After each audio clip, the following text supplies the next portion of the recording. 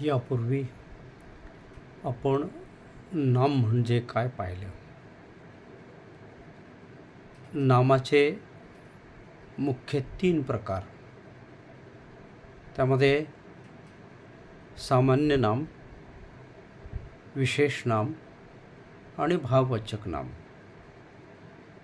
त्यामध्ये जो सामान्य नाव ज्याला नाम म्हणतो आपण, ते सर्वसाधारणतः एका जातीच्या पदार्थातील समान गुणधर्मामुळे त्या वस्तूला सर्वसामान्यपणे जी नावे दिली जातात त्याला सामान्य नाम असे म्हणतात.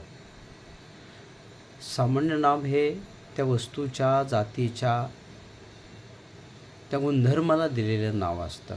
उदाहरणार्थ मुलगा म्हणजे तो इथला भारतातला असो, परदेशातला असो, कुठलाही असो, त्याला कुठलाही असला तरी त्याला मुलगा.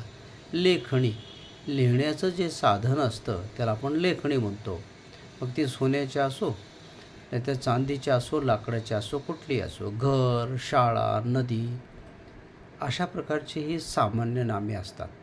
त्यामध्ये कळप, वर्ग, सैन्य, गड, समिती ही समूहाला दिलेली नाव आहे. तो कळप म्हणजे कुठल्याही त्या वस्तू, प्राणी, पदार्थाचा कळप असेल. याला कोणी समुदायवाचक नाव किंवा समूहवाचक नाव असं तर म्हणतं.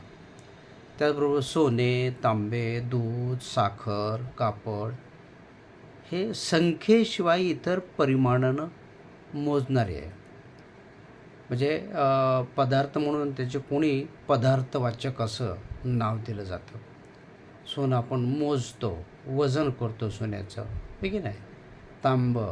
तांब्याचं वजन करतो. एक दुधाचं एक परिमाण आहे मोजण्याचं. आणि अशा प्रकारे ही पदार्थवाचक नामे असतात. आणि या सर्वांनाच आपण सामान्य नाम असं संबोधतो. आणि आपल्या पाठामध्ये आपण दररोजच्या बोलण्यामध्ये असे कितीतरी सामान्य नामाचा वापर करत असतो. आणि याच प्रकारे पुढचे प्रकार पाहण्यासाठी आपण पुढचा व्हिडिओ अवश्य पाहूया.